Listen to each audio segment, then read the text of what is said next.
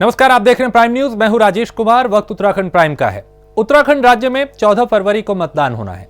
इससे पहले सभी राजनीतिक दल पूरी तरह से एक्टिव दिखाई दे रहे हैं और बीजेपी ने प्रदेश के 70 विधानसभा सीटों पर एलईडी प्रचार वाहन को रवाना किया, जो सभी विधानसभा क्षेत्रों में जाकर राज्य सरकार की उपलब्धियों का बखान करेंगी। और इन प्रचार वाहनों को प्रदेश चुनाव प्रभारी प्रहलाद जोशी और मुख्यमंत्री पुष्कर सिंह धामी और प्रदेश अध्यक्ष मदन कौशिक ने रवाना किया।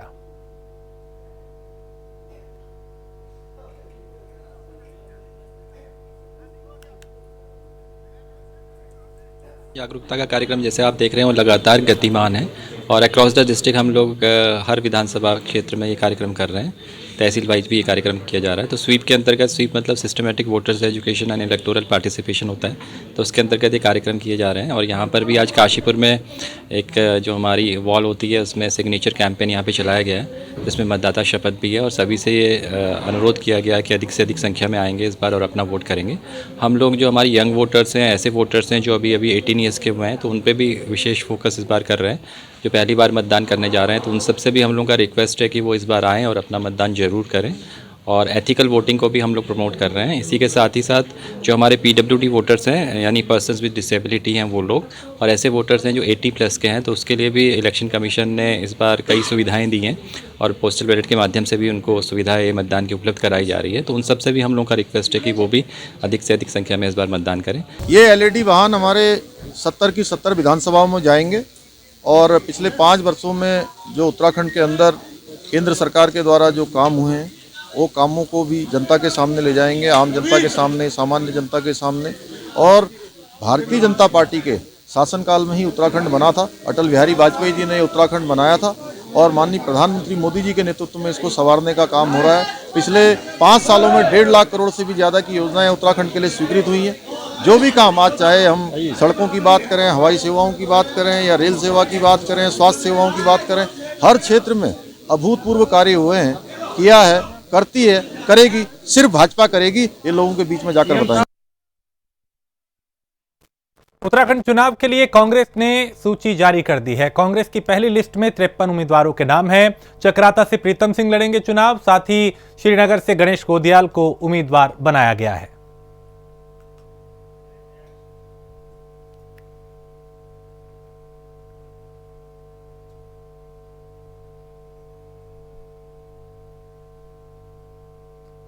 तो कांग्रेस ने इस सूची में 53 उम्मीदवारों के नाम का ऐलान किया।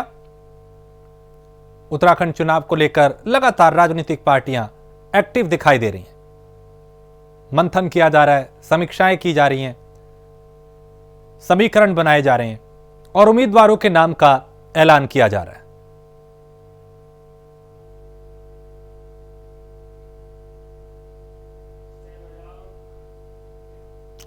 उत्तरकाशी जिले की चिंसाली सौड़ में यमुनोत्री विधानसभा से टिकट न मिलने पर नाराज कांग्रेस नेता संजय डोभाल ने खुलकर बगावत कर दी। इस दौरान उन्होंने कांग्रेस आलाकमान पे भ्रष्टाचारी को टिकट देने का आरोप लगाते हुए कहा कि वो यमुनोत्री से निर्दलीय चुनाव लड़ेंगे। इस दौरान समर्थकों के साथ बैठक के दौरान संजय डोभाल काफी भावुक हो गए और कहा कि मुझे माफ करना, मैं तुम्हारे लिए कांग्रेस का टिकट नहीं खरीद पाया क्योंकि पार्टी ने यमुनोत्री का टिकट एक भ्रष्ट व्यक्ति को बेचा है।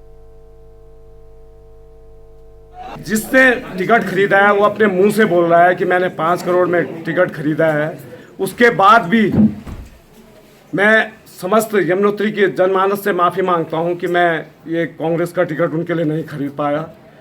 मुझे ये पता था कि ये गांधी की कांग्रेस है, मुझे नहीं पता था ये दलालों और भ्रष्टाचारियों के लिए कांग्रेस है, जिसपे भ्रष्टाचार में लिप्त आदमी को, जिसपे 50 से 60 करोड़ के गबन का आरोप है और जो खुलेआम बोल रहा है कि मैं कांग्रेस का टिकट लेके खरीद के लाया हूं और हमारे सारे शीर्ष नेतृत्व उत्तराखंड का हंस के उसको टिकट दे रहा है, तो इसका मतलब इनसे बड़ा भ्रष्टाचार ये तो हमारी कांग्रेस पार्टी थी। क्योंकि मैं आज कांग्रेस के समस्त, क्योंकि मैं ओबीसी का प्रदेश अध्यक्ष हूं, तो मैं ही नहीं, यमुनोत्री के जितने भी ब्लॉक अध्यक्ष हैं, चाहे ये चिन्याली सौड़ का ब्लॉक अध्यक्ष है, चाहे नगर के अध्यक्ष है, ब्रह्मखाल के हैं, सभी लोग अपने पार्टी से इस्तीफा दे चुके हैं। जिस पार्टी ने आज हमारे साथ इतना अन्याय किया, आज जो जिस भाई ने हमें कांग्रेस पार्टी को जिंदा रखा, आज सब पूरी जितनी भी हमारे यमुनोत्री विधानसभा है, सब भाई जी ने कांग्रेस पार्टी को एक एक आदमी को जोड़ा, एक एक बहनों को जोड़ा। आज पार्टी ने हमारे साथ गद्दार किया। हम पार्टी से इसी वजह समझ जितने भी हमारे यमुनोत्री क्षेत्र के कार्यकर्ता हैं सब आज इस्तीफा देते हैं। मैं इससे ज्यादा कुछ नहीं बोल पाऊंगी। कांग्रेस ने विधानसभा चुनाव के लिए अपने प्रत्याशियों की पहली सूची जारी कर दी, जहां पहली सूची में कुल 53 उम्मीदवारों के नाम हैं। उधम सिंह नगर की विधानसभा रुद्रपुर में कांग्रेस पार्टी ने विधानसभा पे अपने प्रत्याशियों के नाम घोषित किए। रुद्रपुर से विधानसभा सीट से कांग्रेस प्रत्याशी मीना शर्मा ने कहा कि रुद्रपुर विधानसभा की सीट जीतकर पार्टी के खाते में डालूंगी। कांग्रेस पार्टी के शीर्ष नेतृत्व ने मुझे कांग्रेस पार्टी का प्रत्याशी बनाया रुद्रपुर 66 विधानसभा से। ये मेरे लिए बहुत सौभाग्य की बात है और मैं पार्टी शीर्ष नेतृत्व का तहे दिल से धन्यवाद करती हूँ।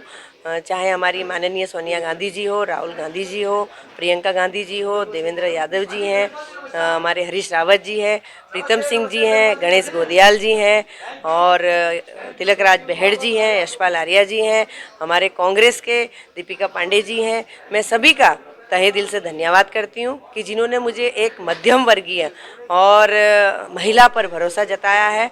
मैंने जो नगरपालिका अध्यक्ष रहते हुए काम किया और लगातार उसके बाद भी 10 वर्ष जो पार्टी के लिए या पब्लिक के बीच में काम किया। और पिछले 1 महीने से टिकटों को लेकर एक्सरसाइज कर रही कांग्रेस प्रत्याशियों के ऐलान में बीजेपी से 2 दिन पिछड़ गई। जहां बीजेपी ने 2 दिन पहले 59 प्रत्याशियों की पहली लिस्ट जारी की, वहीं कांग्रेस ने 2 दिन बाद अपने 53 उम्मीदवारों के नाम का ऐलान कर दिया। बीजेपी में दूसरी लिस्ट की 11 सीटों पर मंथन चल रहा है, तो कांग्रेस भी पेंडिंग 17 सीटों का पेच सुलझाने में जुटी है।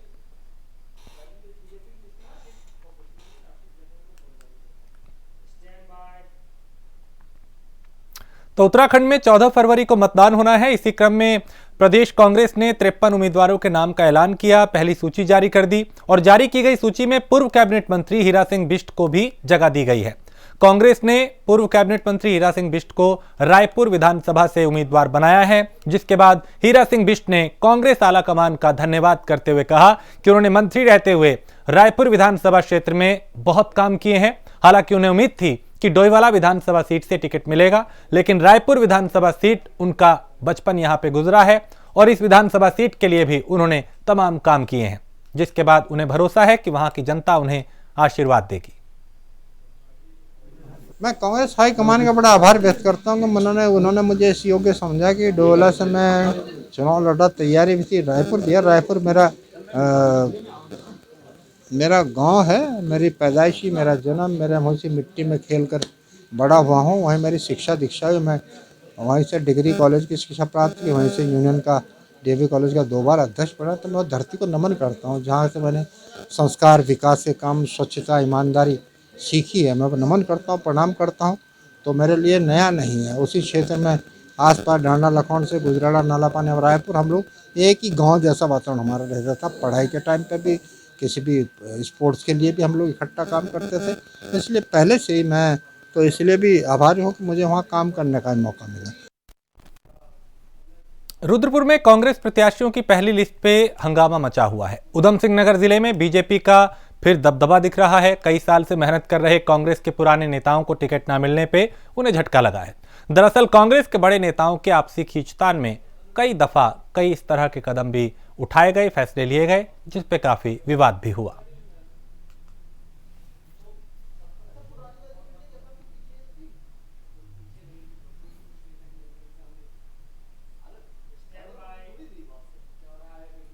तो उत्तराखंड में 14 फरवरी को मतदान है और टिकट बंटवारे की लिस्ट जारी होते ही बीजेपी और कांग्रेस में दावेदारों के अरमानों पर कई जगह पानी भी फिर गया, जिसके बाद कई जगह बगावत भी हो रही है।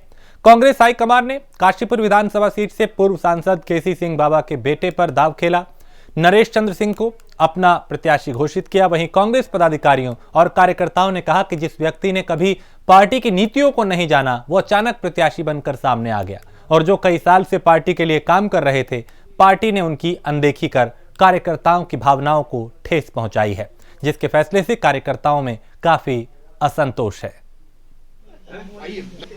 हमारे युवा, हमारे महिला, हमारे जितने बुजुर्ग थे, सभी लोगों ने यहाँ पर ये बैठ के लिया, जो मेरे साथ रात दिन मेहनत कर रहे थे, पार्टी के लिए मेहनत कर रहे थे, और रात दिन कहीं ना कहीं लोगों के दिल में भावना थी कि प्रत्याशी के रूप में आऊँ।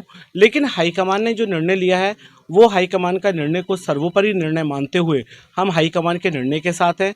नरेंद्र भाई छोटे भाई की तरह हैं और परिवार की तरह हैं। हम सभी लोग ये चाहते हैं कि कांग्रेस पार्टी का विधायक बने। 35 साल से जो सूखा था, वो 35 साल से कांग्रेस का सूखा नरेंद्र भाई हमारे मिटाएं, और हम सब लोगों के अंदर एक नई ऊर्जा के साथ कांग्रेस पार्टी को मजबूती मिले। जो एक कार्यकर्ता पिछले कई सालों से कांग्रेस पार्टी के अंदर रहकर कांग्रेस पार्टी के संगठन को मजबूती प्रदान कर रहा है, और कांग्रेस पार्टी को एक प्लेटफार्म पर हिंदू, मुस्लिम, सिख, ईसाई आपस में एक कौमी एकता का गुलदस्ता बांधने की पूरी कोशिश कर रहा था। और आज सन 2022 का चुनाव जो कांग्रेस पार्टी के झोली में लाने की पुरजोर कोशिश की गई है। अगर ऐसे कार्यकर्ता को थोड़ा बहुत नकारा जाएगा तो मन में नेचुरल कितने भी प्रत्याशी हों, दावेदार हों, उनके मन में कुछ दुख तो हो गई। लेकिन आज उन सबको दुख को भुलाकर, सब दुख को ख़त्म करके सब लोग कांग्रेस पार्टी के झंडे के तले हैं। और जो हाई कमान का फैसला है, माननीय केसी सिंह बाबा के सुपुत्र भाई कुंवर NC सिंह को जो टिकट दिया है, उस निर्णय के हम हाई कमान के निर्णय के फैसले के साथ साथ कांग्रेस पार्टी का कार्यकर्ता उन्हें चुनाव लड़ाने में समर्थ है। कांग्रेस ने हरिद्वार के 5 विधानसभा पे अपने प्रत्याशियों के नाम घोषित किए हैं, जिसमें हरिद्वार सीट से सतपाल ब्रह्मचारी को टिकट दिया गया। वहीं रानीपुर सीट से राजवीर सिंह चौहान, जबकि भगवानपुर सीट से सिटिंग विधायक ममता राकेश को टिकट मिला है। इसके साथ ही पिरानकलियर से फुरकान अहमद और मंगलोर विधानसभा सीट से काजी निजामुद्दीन का टिकट फाइनल हुआ है। इसके बाद रानीपुर विधानसभा से कांग्रेस प्रत्याशी राजवीर सिंह चौहान ने बीजेपी सरकार पर जमकर हमला बोला और कहा कि प्रदेश की जनता बीजेपी की नीति और रीति दोनों से परेशान है और विधानसभा चुनाव में कांग्रेस के पक्ष में जमकर वोट होगा। विश्वास पार्टी हाईकमान ने मुझ में व्यक्त किया है, उस विश्वास को पूरा करने के लिए ये क्षेत्र की जनता, एक एक साथी, एक एक कार्यकर्ता इस क्षेत्र का 26 भेल रानीपुर विधानसभा को जिताकर पार्टी की झोली में डालने का काम करेगा। और 10 मार्च को जब काउंटिंग होगी तो प्रदेश में कांग्रेस की सरकार होगी। कांग्रेस की सरकार ऐसे नहीं होगी, सरकार इसलिए होगी आज आम जन पूरी तरह से भाजपा से त्रस्त आ चुका है। चाहे रोजगार का मामला, रोजगार नाम की चीज़ खत्म कर दी इन लोगों ने, महंगाई आसमान पर है, किसान दुखी है, आम बिजनेसमैन दुखी है, आम जन दुखी है, क्षेत्र में डेवलपमेंट नहीं है। तो इन तमाम चीज़ों को लेकर पूरी तरह से आम जन परेशान है। और चुनाव को लेकर प्रशासन लगातार तैयारियों में जुटा है। जहां एक तरफ मतदाताओं को जागरूक किया जा रहा है, वहीं IIM के छात्रों के साथ मिलकर नुक्कड़ नाटक और कैंपेनिंग भी की जा रही है और बैनर, होर्डिंग, पोस्टर के जरिए भी मतदाताओं को जागरूक करने का प्रयास किया जा रहा है। आप देख रहे हैं वो लगातार गतिमान है और अक्रॉस द डिस्ट्रिक्ट हम लोग हर विधानसभा क्षेत्र में ये कार्यक्रम कर रहे हैं। तहसील वाइज भी ये कार्यक्रम किया जा रहा है। तो स्वीप के अंतर्गत, स्वीप मतलब systematic voters education and electoral participation होता है, तो उसके अंतर्गत ये कार्यक्रम किए जा रहे हैं। और यहाँ पर भी आज काशीपुर में एक जो हमारी वॉल होती है उसमें सिग्नेचर कैंपेन यहाँ पे चलाया गया है, जिसमें मतदाता शपथ भी है और सभी से ये अनुरोध किया गया है कि अधिक से अधिक संख्या में आएंगे इस बार और अपना वोट करेंगे।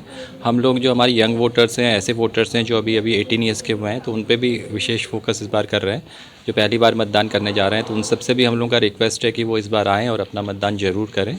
और एथिकल वोटिंग को भी हम लोग प्रमोट कर रहे हैं। इसी के साथ ही साथ जो हमारे PWD वोटर्स हैं, यानी पर्सन्स विद डिसेबिलिटी हैं, वो लोग और ऐसे वोटर्स हैं जो 80+ के हैं, तो उसके लिए भी इलेक्शन कमीशन ने इस बार कई सुविधाएं दी हैं और पोस्टल बैलेट के माध्यम से भी उनको सुविधाएं मतदान की उपलब्ध कराई जा रही है। तो उन सबसे भी हम लोगों का रिक्वेस्ट है कि वो भी अधिक से अधिक संख्या में इस बार मतदान करें।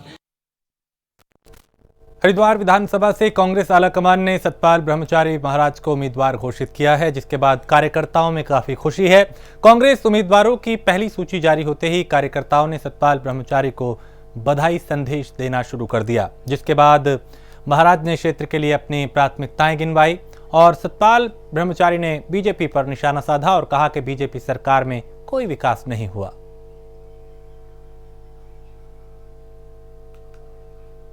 मैं नया था, समय कम मिला मुझे, केवल 10 से 12 दिन मिले थे। और इस बार ये कार्यकर्ताओं का उत्साह और हरिद्वार की जनता का उत्साह, हरिद्वार की जनता बदलाव चाहती है, और बदलाव क्यों चाहती है उसके कारण है। आप भली भांति जानते हैं 20 साल बेहाल हरिद्वार की क्या दुर्दशा है पूरा देश जानता है। हरिद्वार में हर 5 या 6 वर्ष बाद कुंभ अर्ध कुंभ आते हैं, हजारों करोड़ों रुपए लगता है, लेकिन वह धरातल पर कहीं नहीं दिखाई देता। मैं आपके माध्यम से कहना चाहता हूं कि हरिद्वार तीर्थ नगरी है, उसकी मर्यादा का, उसकी गरिमा का भी हमको ध्यान रखना है। और शिक्षा में आज से 150 वर्ष पहले गुरुकुल महाविश्वविद्यालय की जहाँ स्थापना, गुरुकुल कांगड़ी विश्वविद्यालय, ऋषिकुल महाविद्यालय मदन मोहन मालवीय द्वारा स्थापित हुए हो, उसके बाद 20 साल के इतिहास में माननीय विधायक जी मंत्री रहे, विधायक रहे, कोई शिक्षा का केंद्र नहीं बना पाए, कोई स्वास्थ्य का केंद्र नहीं बना पाए, केवल दिया भ्रष्टाचार, महंगाई और नशा। इतना नशा आप देख रहे हैं हरिद्वार में, चाहे वो स्मैक का हो, चाहे दारू का हो, बगैर राजनीति संरक्षण के बगैर पनप नहीं सकता है। नैनीताल विधानसभा चुनाव में टिकट बंटवारे को लेकर बीजेपी के कई नेताओं ने नाराजगी जाहिर की है। साथ ही मुख्यमंत्री के जनसंपर्क अधिकारी दिनेश आर्या ने नामांकन पत्र भी ले लिया और कहा कि वो नाराज बीजेपी पार्टी के लोगों से मिलकर रणनीति तैयार करेंगे, और कहा कि जो कई वर्षों से टिकट की आस लगाए हैं उनको दरकिनारे कर दल बदलुओं को प्राथमिकता दी जा रही है। और वहीं दूसरी विधानसभा भीमताल में पूर्व मंडी समिति अध्यक्ष मनोज साहा ने समर्थकों के साथ बीजेपी से इस्तीफा दे दिया और कहा कि निर्दलीय चुनावी मैदान में उतरेंगे।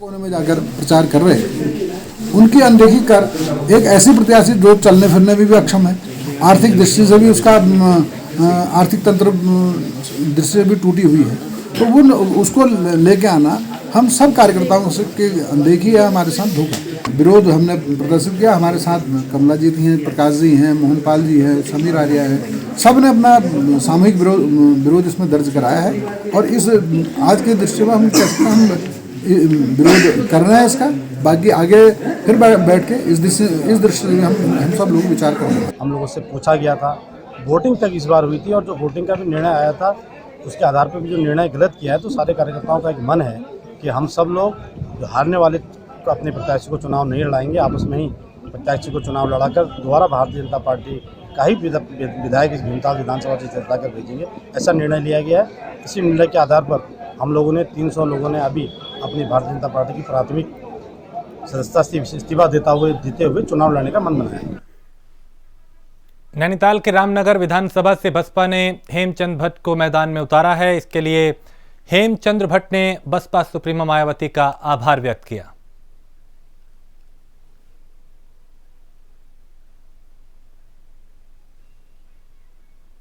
तो लगातार पार्टियां उम्मीदवारों के नाम का ऐलान कर रही हैं। चुनाव की तैयारियां जोर शोर से चल रही हैं।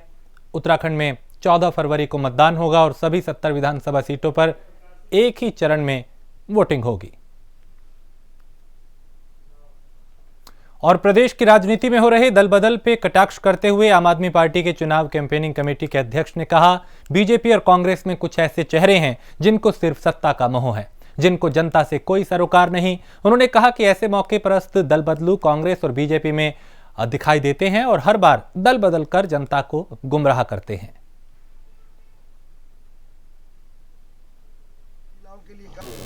20 साल के लगभग उत्तराखंड को बने हुए हो गए, 21 साल के आसपास।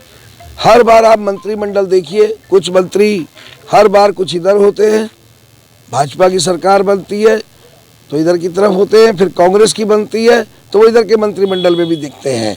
मतलब वो नब्ज को देखकर बार बार पाला बदलते हैं। लेकिन अब जनता के सामने विकल्प के रूप में जब आम आदमी पार्टी चुनाव लड़ने के लिए 2022 का आई है, तो उसके बाद इन दल बदलुओं को भी जनता सबक सिखाएगी और जरूर सिखाएगी। दिनेशपुर में नेताजी सुभाष चंद्र बोस की 125वीं जयंती को क्रांति दिवस के रूप में मनाया गया। इस दौरान प्रेस क्लब के सभी पदाधिकारियों और सभी सदस्यों ने सुभाष चंद्र बोस की प्रतिमा पे पुष्प अर्पित किए, उनकी तस्वीर पे पुष्प अर्पित किए और उन्हें नमन किया।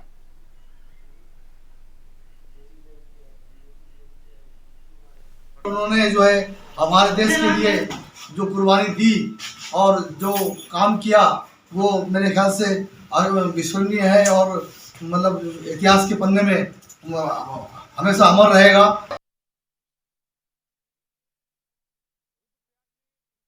हादसा हुआ जहां एक डंपर 200 मीटर गहरी खाई में जा गिरा। हादसे में ट्रक चालक की मौके पर ही मौत हो गई। हादसे की सूचना मिलने के बाद पुलिस मौके पर पहुंची और शव को कब्जे में लेकर पोस्टमार्टम के लिए भेजा।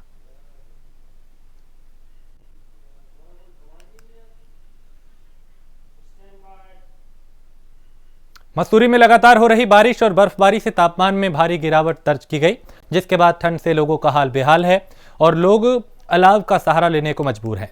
बर्फबारी का लुत्फ भी उठाने के लिए कई लोग यहां पे पहुंचे, तो कई लोगों के लिए यह परेशानी का सबब मौसम बना, जबकि कई लोग इस मौसम का लुत्फ उठाते हुए दिखाई दिए। लेकिन यातायात इसके चलते काफी प्रभावित हुआ और लोग इसमें जूझते हुए नजर आए।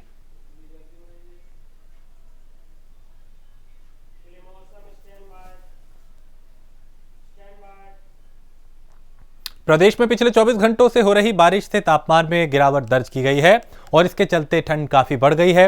मौसम विभाग की माने तो अगले 2 दिन तक प्रदेश में कुछ इसी तरह का मौसम रहने वाला है। पिछले 24 घंटों में उत्तराखंड में अधिकांश स्थानों पे हल्की से मध्यम वर्षा और बर्फबारी देखने को मिली है, जबकि 2000 मीटर या उससे अधिक ऊंचाई वाले क्षेत्रों में हल्की से मध्यम बर्फबारी दर्ज की गई है। आज 23 तारीख को भी उत्तराखंड में अधिकांश स्थानों पर हल्के से मध्यम वर्षा और बर्फबारी मिलने की संभावना है, जबकि उत्तराखंड के आंतरिक जनपद जैसे उत्तरकाशी, रुद्रप्रयाग, चमोली, पिथौरागढ़ या फिर देहरादून और नैनीताल जनपदों में इक्का दुक्का स्थानों पर भारी वर्षा या बर्फबारी मिलने की भी संभावना है।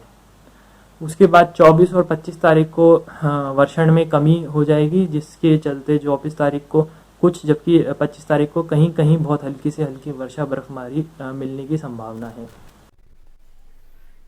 जोशीमठ में बारिश और बर्फबारी कई दिनों से जारी है। ऊंचाई वाले इलाकों में बर्फ की सफेद चादर बिछ गई है। जोशीमठ के ऊपरी गांव भी बर्फबारी की चपेट में हैं।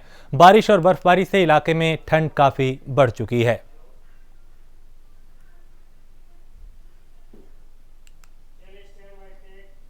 लालकुआ में एसओजी और पुलिस की संयुक्त टीम ने बड़ी कार्रवाई करते हुए एक स्मैक तस्कर को गिरफ्तार किया। पुलिस ने तस्कर के पास से 82 ग्राम अवैध स्मैक बरामद की है। आरोपी उत्तर प्रदेश के रास्ते इसको लाता था और सस्ते दाम पे कहीं ना कहीं बेचता था, ऐसा कहा जा रहा है। फिलहाल पुलिस इससे पूछताछ कर रही है।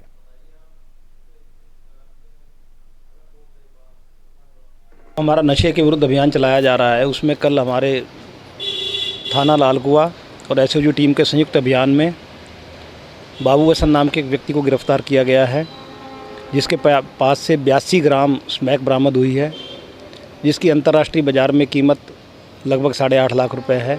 और जो ये बाबू हसन है, ये लालकुआ का नगीना कॉलोनी का रहने वाला है। और जो हमारा पुलिस का अभियान है अवैध नशे के विरुद्ध और शराब के विरुद्ध, ये लगातार जारी रहेगा और आने वाले टाइम में भी और रिकवरी की जाएंगी। और इसी के साथ इस बुलेटिन में फिलहाल इतना ही। देश प्रदेश की बाकी खबरों